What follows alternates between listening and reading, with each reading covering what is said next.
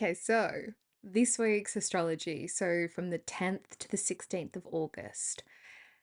And this week is one about wisdom. It's one that is going to help us make sense of the stormy weather that we've been going through. And that's because the two gurus of the zodiac, which is Venus, which is kind of like the Tantric Guru, she's this planetary energy that drags us into relationship with money, possessions, into the world in order to work through our karma and come to understand ourselves. And then we have the other guru, which is Jupiter, the guru of the Devas. And he works in another way, which is almost like to give the spiritual teaching, to lift up beyond the mundane. And this week we have the two of them meeting. And then they're quickly going to move out of Ardra Nakshatra, which is very stormy, into Punarvasu.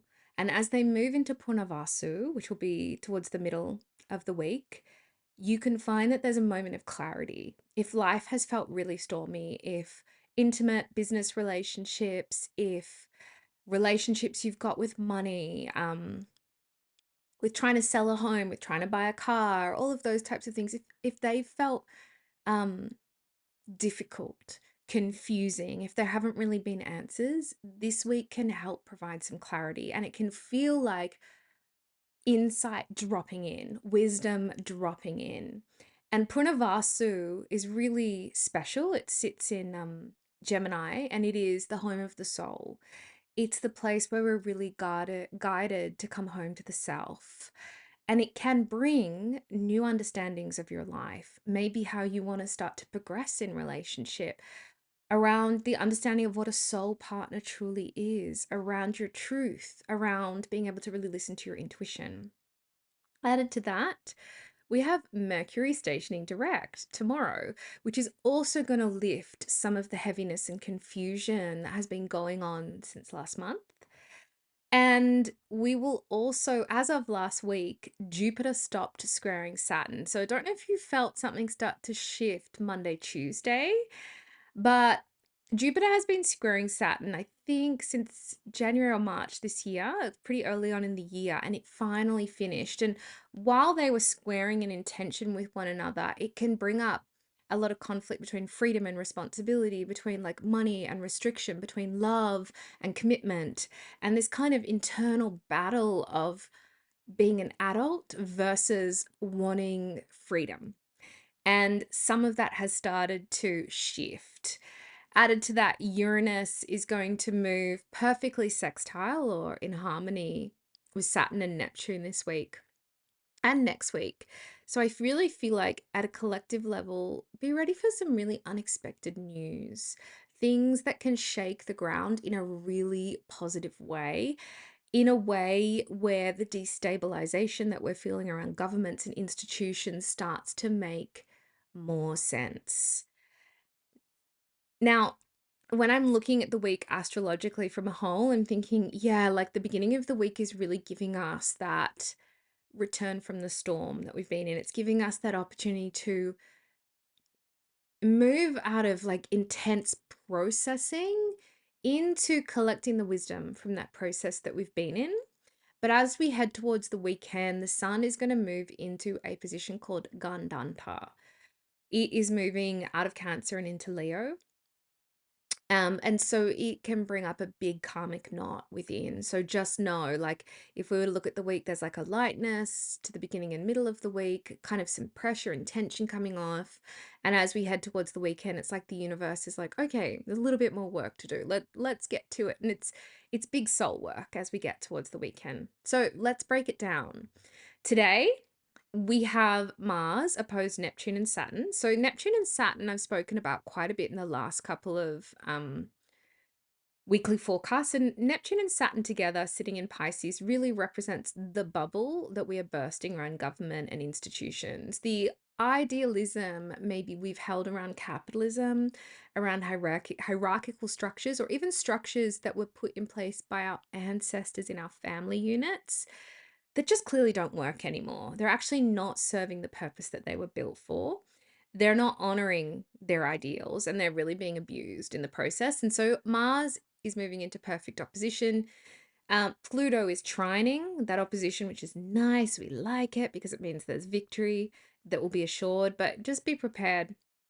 It's like a day of like at a collective level, but maybe also individually, underpinning, kind of bubbling through this week, just bringing forth conflict in alliances, in partnerships. It can stir up a lot of ancestral energy in relationships that needs to be worked through, which is going to be a huge theme for the new moon coming up in Leo, which won't be until the 23rd, so next week.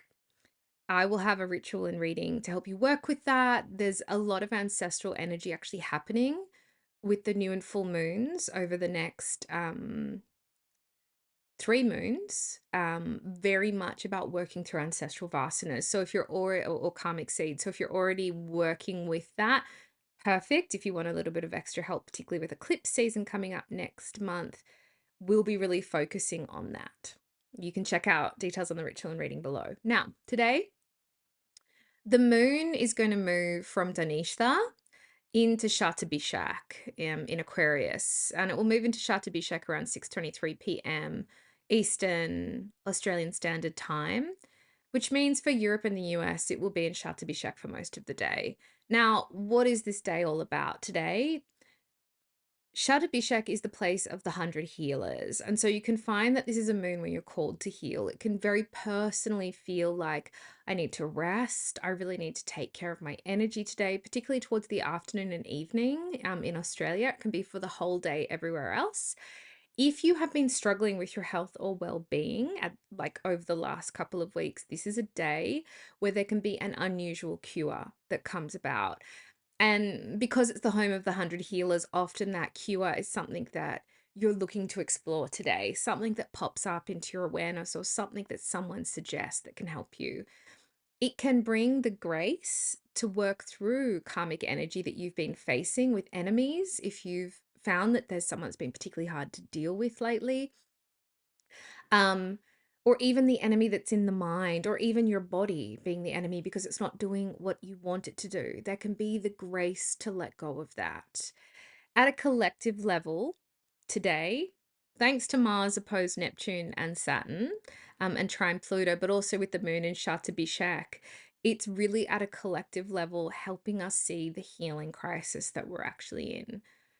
We as a society are at a point of like the band-aid has been ripped off. We get to see what has been hidden from us, and we get to actually understand that what we're going through affects all of us. It is a healing crisis where we're all involved because we are a network of being. We are nature. And so personally, that can be the realization of your own healing crisis, of what you might need to support yourself. And at a collective level, what we need to do together to help one another. Now, on Monday, the 11th of August, Mercury will station direct in Cancer. Yay, you might be thinking, and like, yes, it's definitely a yay, but just know that Mercury will be stationary until the 12th, which means it's going to be the strongest force in the zodiac.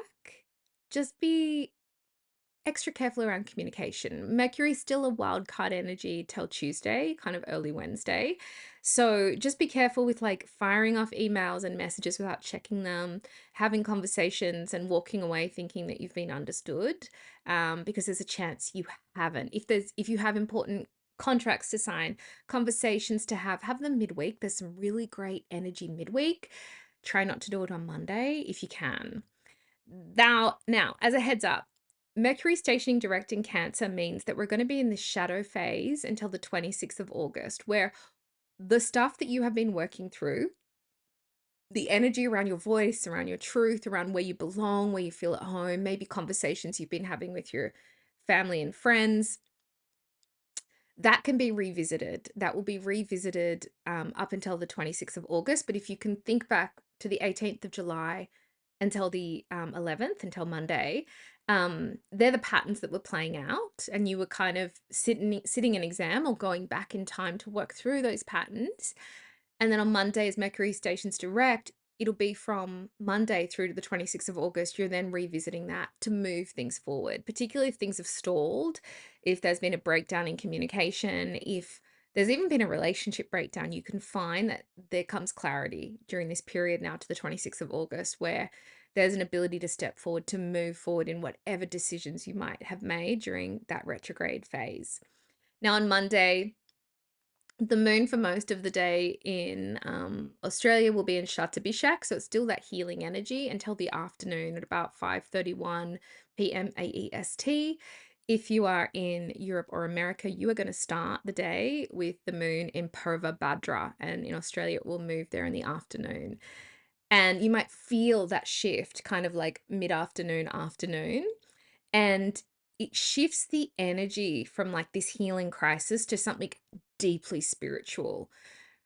Monday's kind of kicking off a couple of days where the mind is wanting the liminal, it's wanting the spiritual, its intuition is really working. And so Monday kind of it's all about seeing the bigger meaning of what's happening in your life, particularly if you've been bogged down in the details. There can be a desire, even on Monday, to push away from the material, to live a little bit more simply. And that can extend over Tuesday as well. And that might involve things like throwing out clothes you no longer wear in your closet, getting rid of furniture that just doesn't feel right, simplifying your life. Even in a organizational sense, maybe deleting things from your calendar that you might have agreed to during Mercury retrograde that just don't, they bring anxiety, they just don't sit right and they're not serving you. Now, the gift of a moon in Purva Bhadra is it gives fire to raise a spiritual person up, meaning that you can find on Monday evening through to Tuesday that there's this sense of burning through old ignorance of the mind, a sense of entering a new spiritual understanding of life, like we're pushing above the material into something else. Just be careful, even though you might feel like you're seeing things from a higher position or a different position. Just know with the moon's placement in Purva Bhadra, you're actually still not seeing the full picture. And you can also find that there's a little bit of like a lack of confidence that can come up on Monday when you're faced with worldly issues. Like you're able to deal with the spiritual, but it's a bit harder to kind of get down into the worldly. And this moon is really demanding that you balance the spiritual and the practical. It's not about bypassing what you're feeling or what's showing up for you. It's about knowing that it's both together. And it can feel like the practical matters that are coming up to disturb some of that piece are really about your daily life, about your routine. There is a really big focus this week on health with the moon, just with its placement. Your health, your well-being, and the energy around your home, particularly if there's been some issues with your home, like things like I always think of things like mold or ways in which your home might not be supporting your health. It can also be a time of like working through the practicality around that. That all said, this is a day we can come to see the blessings of Mercury retrograde. This is still Monday, to see the small changes that it has forced you to make in your daily life, the wisdom it has given you around your truth, around understanding your enemies, around getting clear on the obstacles that you hold towards stepping into greater well-being. Just be really careful on Monday of the throat. Monday and Tuesday morning of like the throat. You might find that there's like some funky energy just going on in here as Mercury is stationary. Um, and even like the ears, that kind of energy. And just know it'll have to do with something that wants to be communicated, that wants to be said, that maybe you've withheld from talking about. There will be the opportunity to talk about it and it will flow much easier from Wednesday. So just look after yourself. Now on Tuesday, here comes the energy of the week. We have Venus conjunct Jupiter in Gemini. They will meet in Ardra, Nakshatra, which is associated with Rudra, the fierce version of Shiva. Now, it's not the easiest place for the two of them to meet, but that will change very, very quickly on Wednesday, Thursday. So, this meeting on Tuesday, it's the meeting of the two gurus. They're gifting you the wisdom from the storm that you have been in. So, particularly relationship matters that you've been working through since the 31st of July. Um, and it's really about understanding the importance of that storm. Um, Now, the two will be together until the 23rd of August. So it almost feels like Tuesday, Wednesday, There can be some agitation around what you're learning and understanding about how the wisdom that you're getting from relationships, from the relationship you have with love, with intimacy, with sex, with power, with material goods, with what you want to own, with beauty. But that will quickly change as we head through the back of this week. It will get a little bit more gentle. Now, when Venus and Jupiter come together, it is very lucky. But it's like a spiritual luck, and they're in Gemini. So this is really about truth, about hearing what is really being said. And it's the marriage of the material and the spiritual. The thing we want to remember is that even the ego wants enlightenment, the ego wants self realization, but it goes about it in a really messed up way. So it thinks that its enlightenment and happiness lies outside of it, outside of itself. It thinks it lies in the perfect relationship, in the perfect holiday, in the perfect job. And those things are not where it lies, but it's looking for them there. And so when these two come together, it's the reminder like, oh, it's within. But to get to that place within, what Jupiter and Venus will be doing until the 23rd of August while they're together is getting you to work through the desires that you have that actually push you outside of yourself, that stop you from speaking your truth, that have you chasing something that you know will ultimately make you unhappy. And it can really, during this period of time, shift your interest in love to the spiritual, to ground your wisdom through experience. And the meeting is going to amplify their energy in this sign. So it can feel like, I would be saying Tuesday, it can feel a little bit uncomfortable when they first come together because it's in Ardra. It can feel a little bit stormy, kind of like emotions coming up, like, whoa, where did that come from? I thought I had worked through that thing. And then as Venus and Jupiter both move together into Punarvasu, which is all about wisdom and insight and the home of the soul, from Wednesday, Thursday, it's going to be beautiful and juicy and just filled with wisdom, which brings you back to yourself, which really gets to you to see that you're the partner that you're looking for, you're the home that you're looking for, you're the perfect job that you're looking for, you're the family that you're looking for. It's all there with you. But we have to know that and experience it. So 3 hours after Venus and Jupiter meet in Ardra, Venus will move into Punarvasu, which is just the next Nakshatra, the next lunar mansion over, still in Gemini. And she'll be there until the 24th of August. And Jupiter will feel really great in Punarvasu. I'll talk about that in a second. But Venus, when it moves into Punarvasu, it can still feel a little bit uncertain in relationships. And this is good because it allows us to question what's going on. And there can be questions that come up on Tuesday, late Tuesday, which is kind of if you are in a business relationship or in an intimate relationship, or you've just come out of relationship or just moving into relationship, where it's like, is this even the right person? Um, and just sit with it. You don't need to answer it. The opportunity is to learn to trust your instincts, to see the bigger picture and listen to your intuition to guide you from a place of love, from a place of understanding. Now, also on Tuesday, God, it's a good day. Like Uranus is going to be sextile Saturn and Neptune perfectly, and Uranus is sitting in Taurus.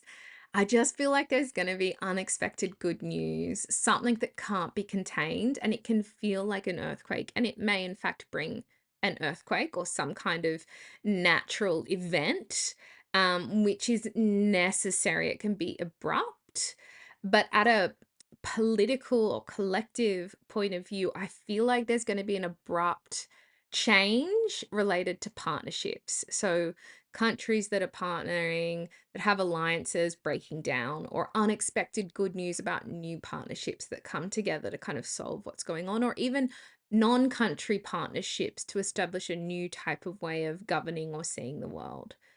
Added to that on Tuesday, more good news, it is Ganesh Chaturthi, which happens always on the fourth lunar day after a new or a full moon. So this is a day also where when things are coming up, like with the Venus and Jupiter conjunction, that the obstacles that come up can be quickly released. Ganesh kind of ensures that whatever karmic obstacles we're dealing with, particularly when they have a past life basis to them, we can work through it very quickly. I'll quickly mention I'm going to be running a live online circle with Siddhi Shakti, who's an incredible mantra teacher, to work with Ganesh Chaturthi after the next moon. Will be on the 26th, 27th of August, and that is the biggest one of the year. It's when we really celebrate what has happened. We ask for help removing obstacles. We ask for help with our lives. Now, the moon on Monday will be in Uttara Bhadra, which is Pisces. So we're continuing with this intuitive energy. It's a place where the moon is going to reward the trials and tribulations that you've been through. You can find that because the moon will be passing past Saturn, which rules Uttara Bhadra, and Neptune on Tuesday. It will also be trine Mercury, sextile Pluto and Uranus, but opposed Mars, that things seem to work out even if you didn't take the right action. Even if it feels like you've made a mistake, there's a way in which things work well. This is a day to really hold back from impulsive behavior, from meddling or trying to control destiny, as everything will unfold. You just need to trust that it will. It's a day to be generous, to give, and to be really careful with your own arrogance, because that's when the arrogance pops up, then we start to meddle. It's a day to be humble, to be really open to the fact that you don't know everything. And it's a power, and the moon in this position has the power to bring rain. So you might find the weather is rainy, but also this is about internal purification. That rain comes up, maybe that's tears, or having a really long shower or a bath to clear energy around the body. And what this moon is trying to do is connect us to the foundations of our lives. Like Tuesday is a massive energetic day, but it does bring a lot of energy to overcome issues that we've been working through. Now, on Wednesday, the 13th, Jupiter is going to join Venus in Punarvasu. I said like they meet in Ardra in the middle of Gemini, and then they'll move into Punarvasu. And Jupiter actually rules this nakshatra, and he's going to be there till the 19th of July, 2026. Like, oh, I'm excited. It feels way more at home here. Jupiter in Punarvasu, it allows for wisdom to be understood a little easier, not so convoluted, for the transfer of wisdom to be heard. And if you have been waiting for guidance, this is a movement, a shift which allows that to actually be heard.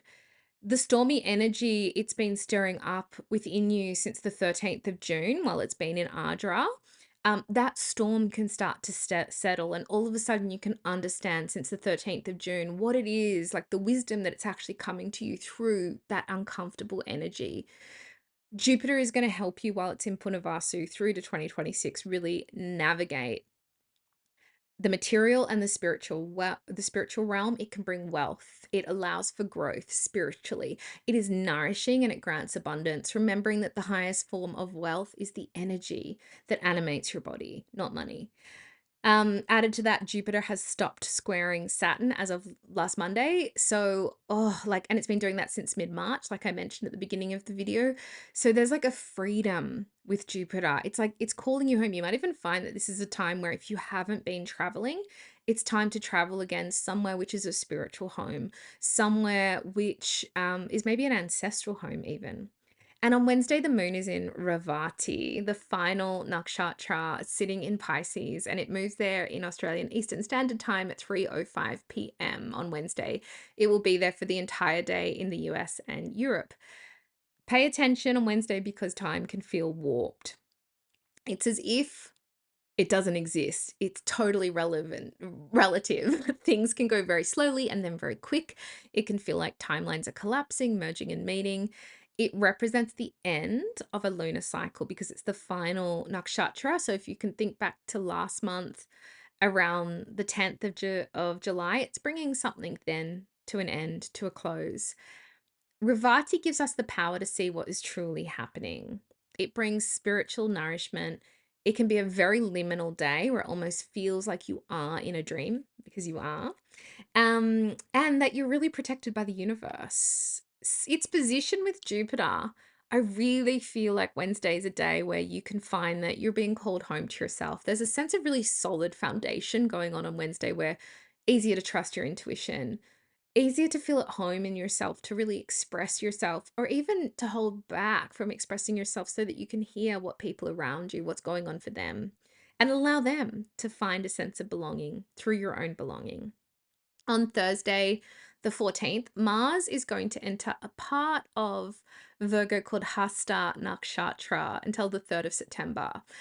This can feel really itchy because he's opposing Saturn and Neptune for the entire week, and he'll be there until the 26th of August, opposing the two of them. And like I said, Saturn and Neptune kind of represent the government, ancestral structures that no longer serve us, and ancestral ideals that just aren't actually being lived up to in our community or society. So here, you need to be really careful while Mars is in Hasta Nakshatra until the 3rd of September not to meddle. Not to try and control destiny, not to try and plan everything out. Like, you do not need an Excel spreadsheet to know what's going to happen, because guaranteed you're going to get it wrong and it's going to be frustrating. It can bring themes to the surface, not just this week, but like I said, through to the 3rd of September, actually more so through the 26th of August, where themes around the need for control, which can bring about anxiety and overthinking. This kind of sense of like not being able to trust that the universe is actually working for your highest good.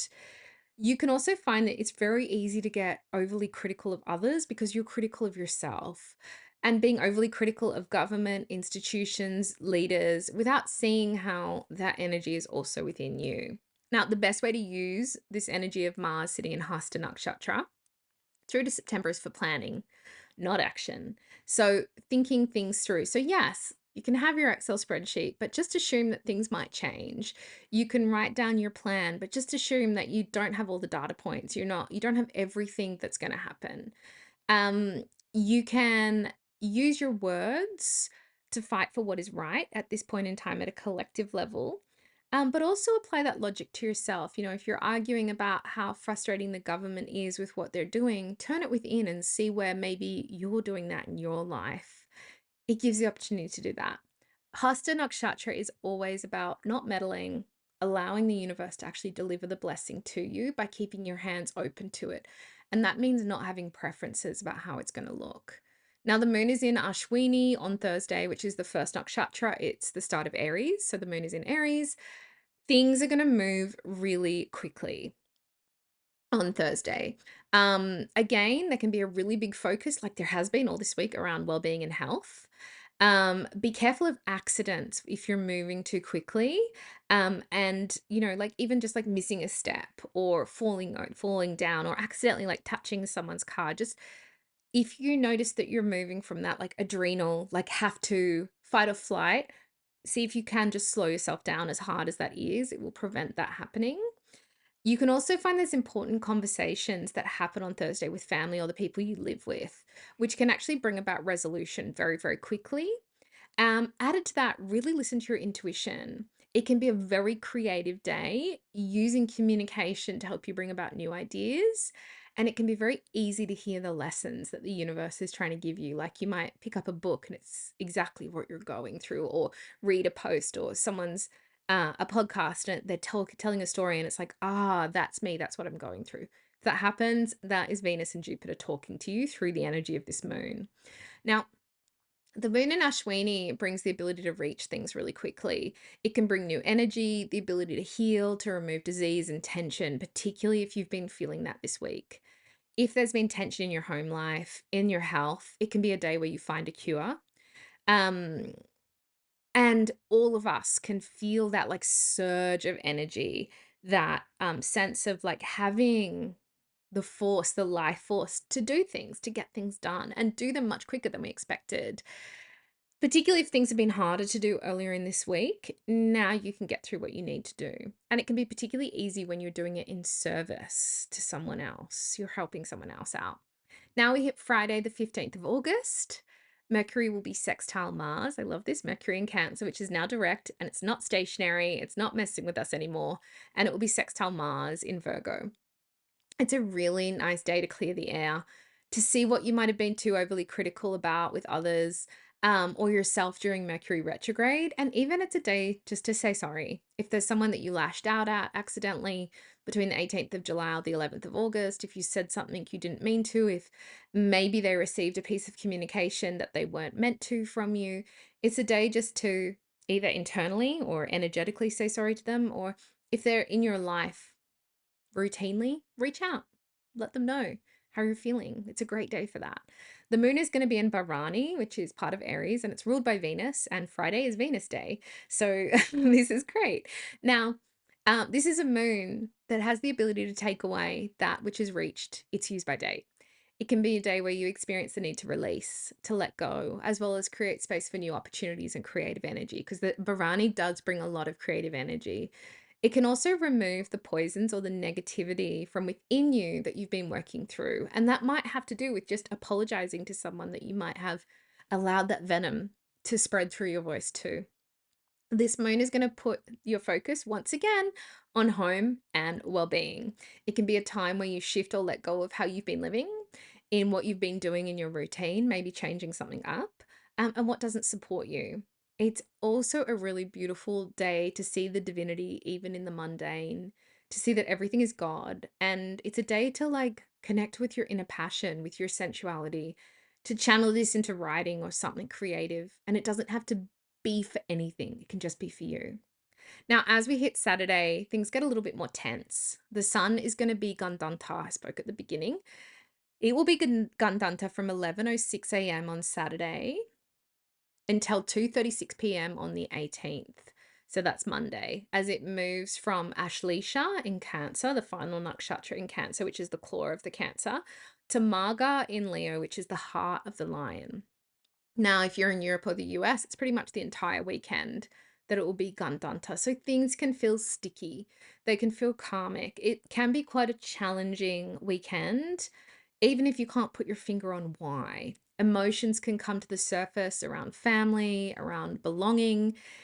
You might find if you have a family member who is in the process of passing, like they're in between, like you know that's coming, or even a pet, that this shift of the sun from Cancer to Leo actually allows for them to pass. It creates the space.